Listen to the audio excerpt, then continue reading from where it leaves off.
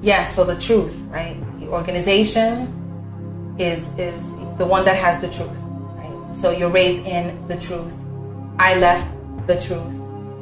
There was a lot of good in being raised as Jehovah's Witness, and then I also feel there was a lot of unhealthy type of education. We're taught there is nothing outside of the witness organization.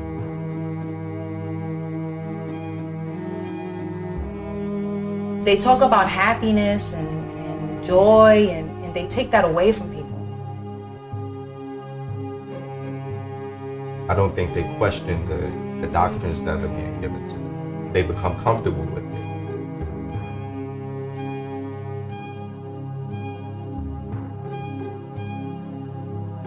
Growing up as a Jehovah's Witness, college was not an option.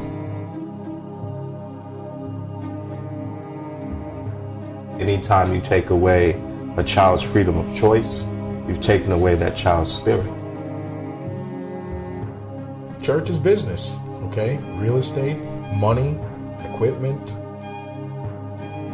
There is a fear-mongering that is instilled, and I think they do it as early as you can understand it. If you do not serve Jehovah, you will die.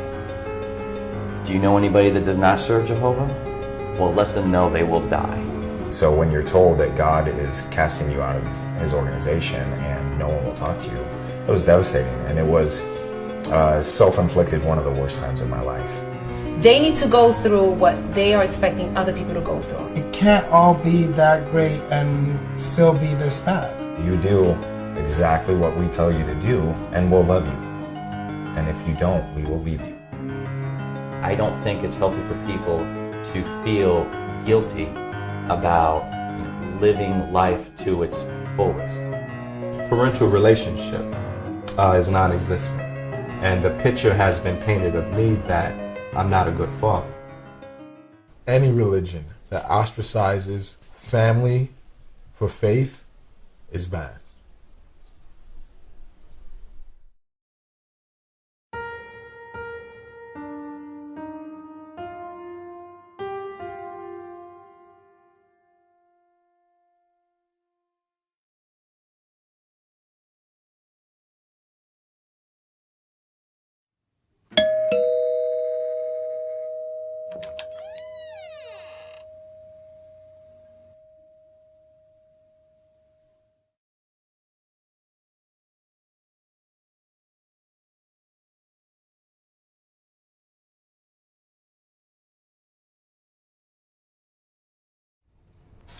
As far as high school and college, again, for me, college was a preparation that jump-starts you for the rest of your life.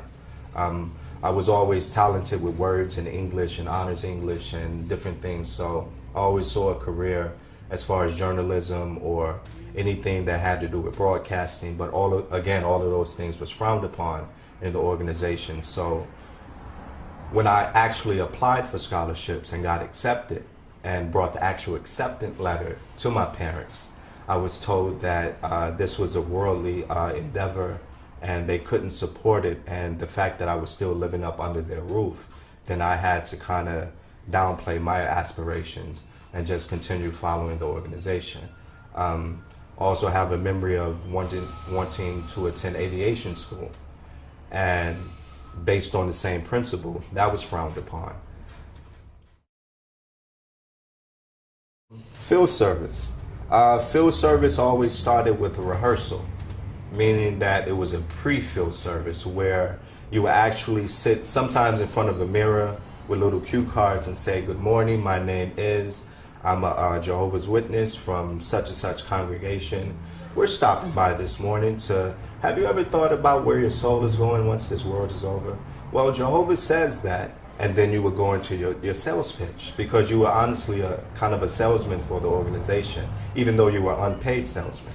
But while I was in school, I never went around saying, okay, my parents are J-Dubs and Jehovah's Witnesses, but I never denied it. If someone asked me, yeah, that's what my parents do, I go to the congregation with them. But to actually go to a door and your friend opened the door and he's laughing at you, and you're trying to tell him in a serious manner, like, look, Jehovah loves you, and then you start laughing because you like, this is a joke. And this is funny, and then he's saying, you know, I'm gonna tell everybody once I get back to school, and you telling him, let's keep this between us, it's our secret, and I don't want people to know. And it was, you try to find humor in your pain, and that was one of those moments.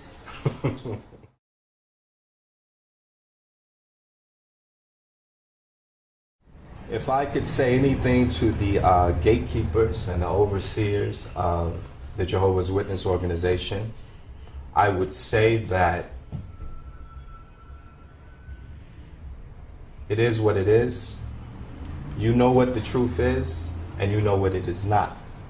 And the fact that you choose to put out a watered down version of what truth is, and to keep so many people in spiritual prison, to me that's the epitome of evil, because you know what truth is.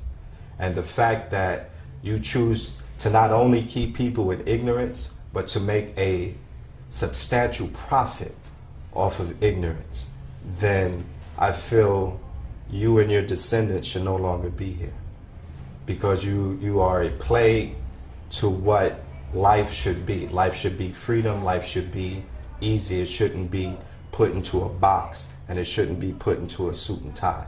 And you can't tell me what is and what isn't, because I know now.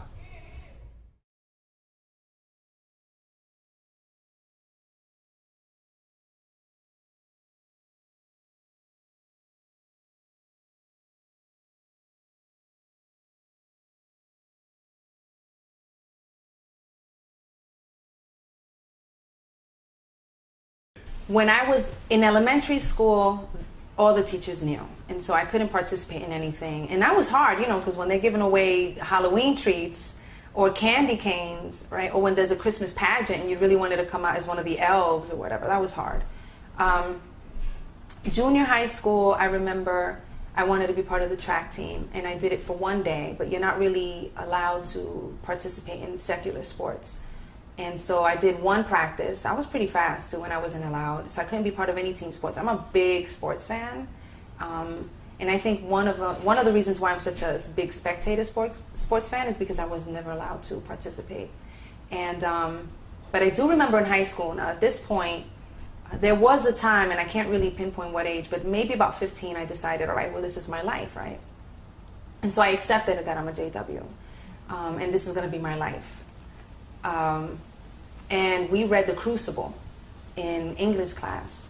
And I remember the girl who was giving me Bible studies told me, you can't read that book. That book has a lot of Satanism in it. And she was like, you need to tell the teacher that, you know, you can't read that book because this, that, and the other, because it's against your religious beliefs. And I remember everyone else in class is going over The Crucible. And I'm reading, I don't even remember the play that I was assigned to read instead of, but I'm in class while everybody's having this great discussion about what's going on in this play, and you know, I'm twiddling my thumbs or like reading the other play that I can't even remember what I read.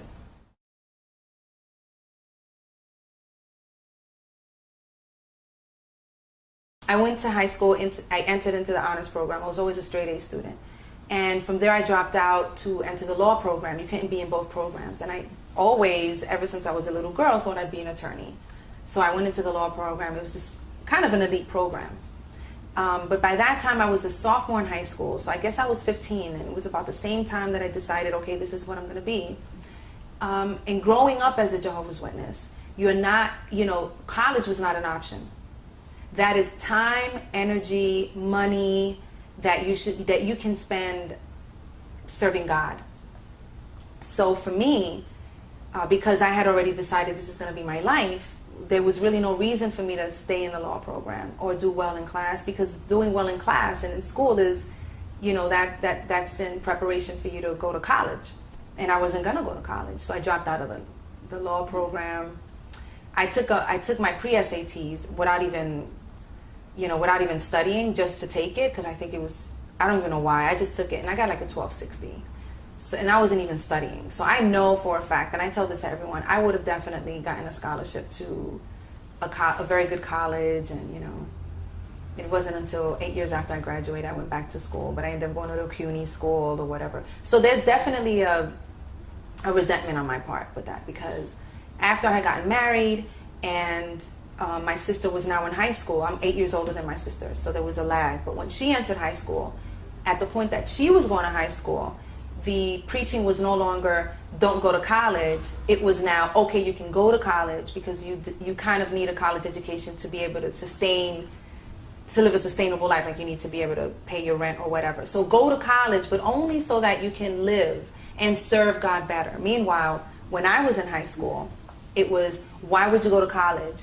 You know, that's time, energy, and money that you can spend on God. And so, you know, the definitions change, and yeah, it's a very bitter pill.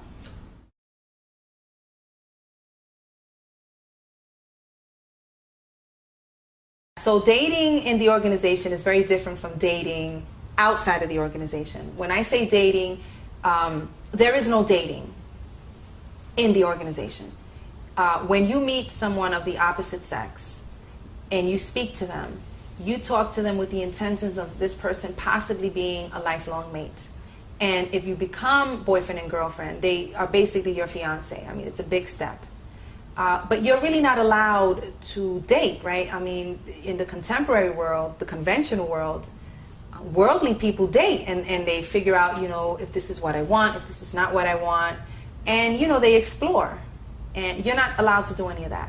I would say that 80 to 100% of the marriages that occur within the organization are because they want to have sex legally within the organization. There is no premarital sex. There is no touching. You're really not allowed to go out alone, because they know if you go out alone, then, you know, there's this danger of exploration and illicit conduct. So even just to spend time alone with your boyfriend or girlfriend, you have to be married. As a Jehovah's Witness, certain sexual acts are not permitted. So oral copulation, no. Anal copulation, no. And really depending on who you're, mutual touching, because masturbation is not allowed, and so mutual masturbation is not allowed, so you couldn't really touch each other. So positions were a point of conscience. When I was married, there were two positions, him on top or me on top, and any experimentation was no.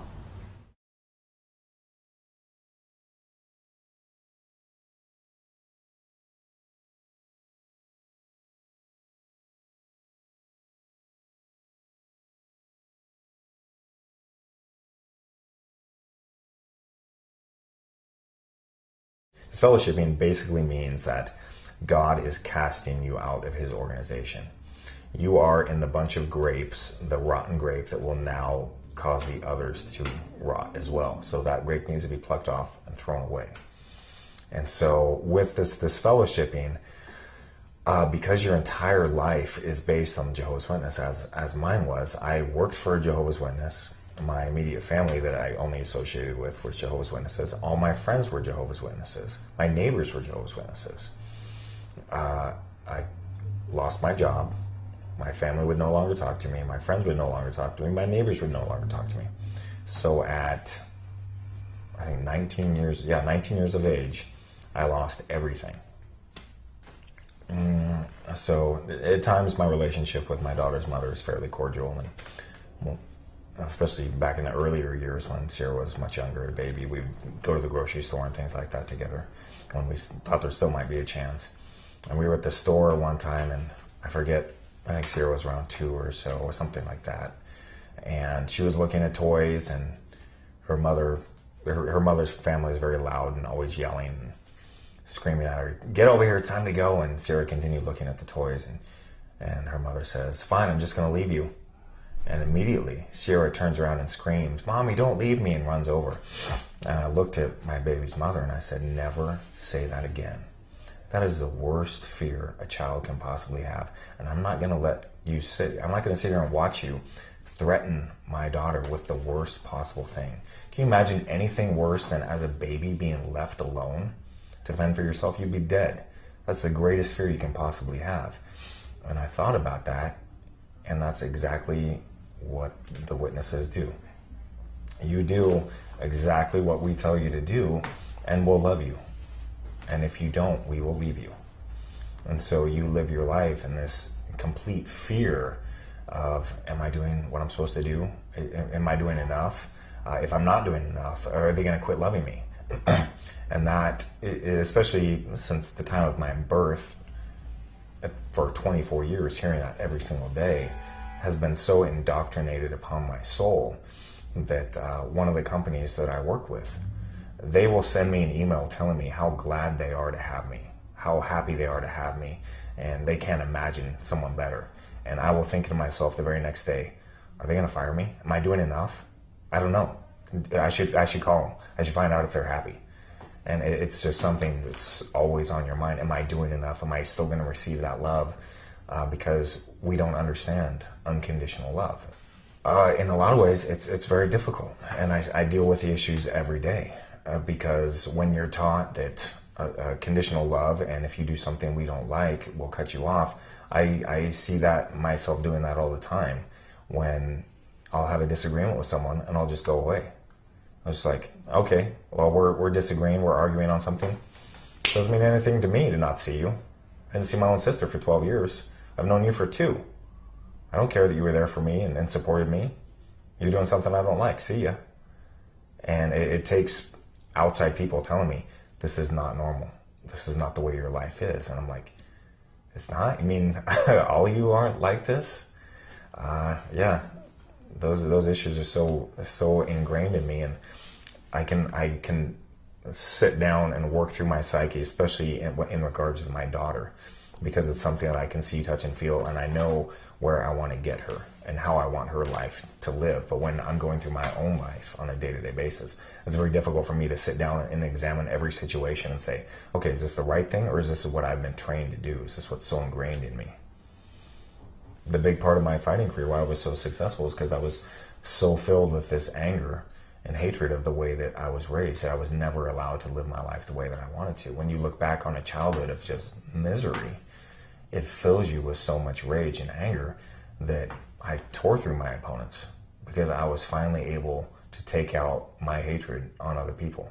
And other people, other athletes would say, oh, I'm just so happy to be here and be able to compete. I'm like, not me. I hate this person, because he's trying to keep me from doing what I want to do with my life. And in my last fight, which I lost to a great opponent, as I got into the ring, I remember looking down at my feet and going, you know what? That hatred's not there. My life is actually pretty good now. If I win or lose this fight, I'll still have food money. And that wasn't the case just a few years ago. I'm good. And so I still fought. I did the best I could. I took my whooping. But it was a whole nother chapter in my life to realize, wow, some of that voice has quieted a little bit.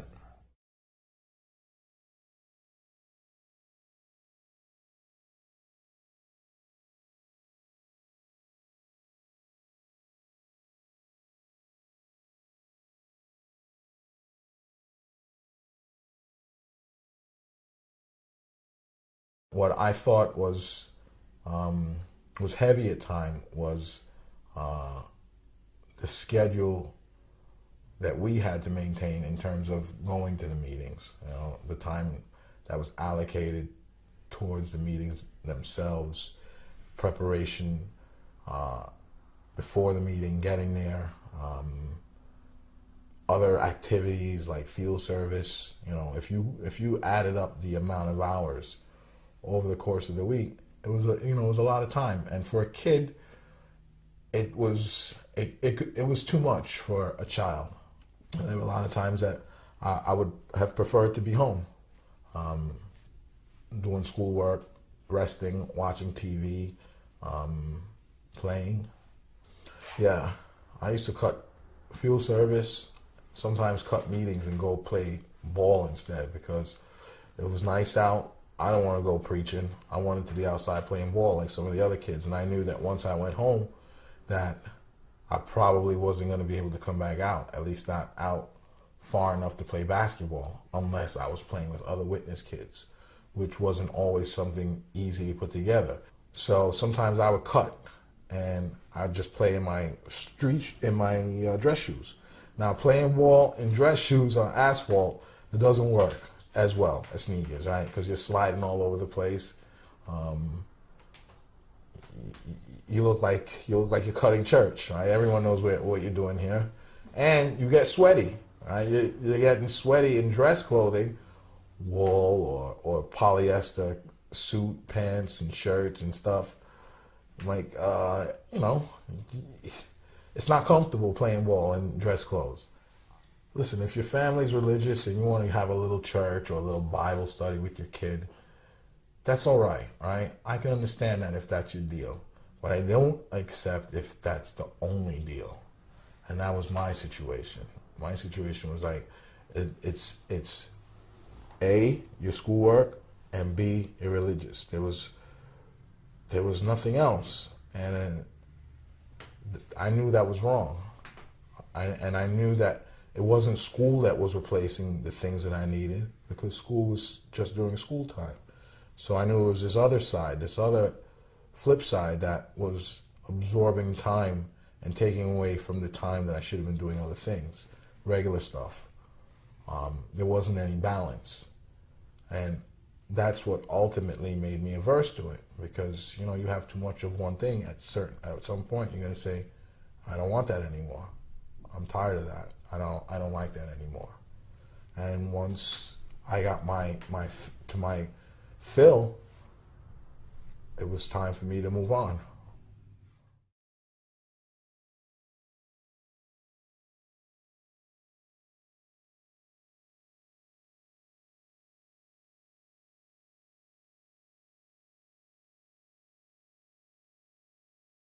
Just to preface this, I feel that there was a lot of good in being raised as Jehovah's Witness, and then I also feel there was a lot of I don't want to say not good, but unhealthy type of education that I don't agree with. If I was going to say there's one specific theme, it really comes down to, and I don't know how else to say this, but there is a fear-mongering that is instilled, and I think they do it as early as you can understand it. I had found a notebook from when I was 6 or 7 years old, and I was at an assembly when I had written this. I found this notebook, and I was in my mid-20s, and one of the things written in there was, and I remember the words very distinctly, it said, if you do not serve Jehovah, you will die. Do you know anybody that does not serve Jehovah? Well, let them know they will die. So, for me at that age, to have the initiative to where I'm just learning how to write, and that I felt that needed to be expressed on pen and paper, okay? It makes me think back of, as best as I can remember, what led me to want to write things like that. And I do believe that part of how they motivate to follow our religion, to not go to any outside, any what they call quote unquote worldly type influence, is because you will lose your life, because there's nothing more extreme than that. Maybe this type of energy they use is different now. Okay, they don't express themselves that way. But when I was growing up, when you're talking about in the 80s and so on, and early 90s, that's how I remember. That's how I remember you were motivated that way. Fear. Yeah, it was a fear. I mean, I remember as a young child going out in service with an elder, and I just remember having these feelings of like, I can't tell him anything except how I just love and praise Jehovah, because I remember telling him just how I'm playing soccer in school and how I enjoy it, and how I'm a integral part of the team. And grown man, and this was when I was about 12 years old, and instead of saying that's great, he says, why don't you look up, and I can't remember the scripture, it was 1 Timothy something, and I remember the scripture, I mean, to this day, now mind you, this is 25 years ago or better, and he says the scripture had something to do with, for physical training is beneficial for little, godly devotion is beneficial for all. I remember walking away feeling that I was doing something wrong. And so, again, it all revolves around that theme I felt when I was growing up, where if you're doing anything outside of only praising Jehovah, you could die. You know, you will die. Okay? Jehovah frowns on this greatly. So later on in life, when I was thinking a little bit more for myself, and that's when I realized that, you know, this religion does not suit my personality. Did you quit the soccer team? No. Good. Played all the way through high school. We were division champs.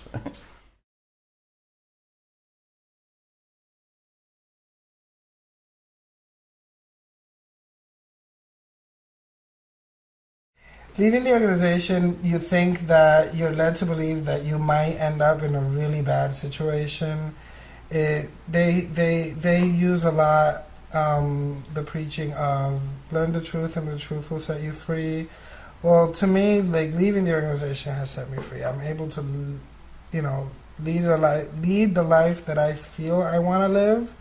You know, I feel complete. Other than the lack of relationship with my family, I feel that everything else has, you know, worked out fine. I went to school. I have a good job. I have awesome friends. I have friends who have been with me through good things and bad things, through things that I shouldn't be doing and things that I should be doing, and they still, you know, they support me. They know that I'm a flawed human being, and they're still there despite of what happens, which is more than I can say for the vast majority of friends that I had. Whenever I encounter Jehovah's Witnesses, it's very much, it's funny because some of them, I've interacted with Jehovah's Witnesses who don't know that I'm a Jehovah's Witness and are fine with me until they learn that I used to be a Jehovah's Witness. And there's only one way you can used to be a Jehovah's Witness. You know, you either die or you are no longer a Jehovah's Witness, in which case, you know, they're not supposed to associate with you. And I felt the disconnect from them, which is odd because, and that's exactly how the organization works. Like, had I never been baptized and brought into this religion and told my mom, or had the opportunity to tell my mom, this is not what I want to do, they would have been fine with me having a relationship with my mom, whether I was gay, whether I was whatever the circumstances may be. But because I know and I choose not to, then that's where the problem is. You know, my belief is if they really believe that I'm not going to enjoy eternal life with my family because I'm not a Jehovah's Witness, then they should be letting my family and me enjoy whatever 70 years compared to their eternal life I'm going to have, you know, around them. And that's my biggest problem with the organization. To this day, I believe that my relationship with my family has become close to non-existent because I chose to no longer be a Jehovah's Witness.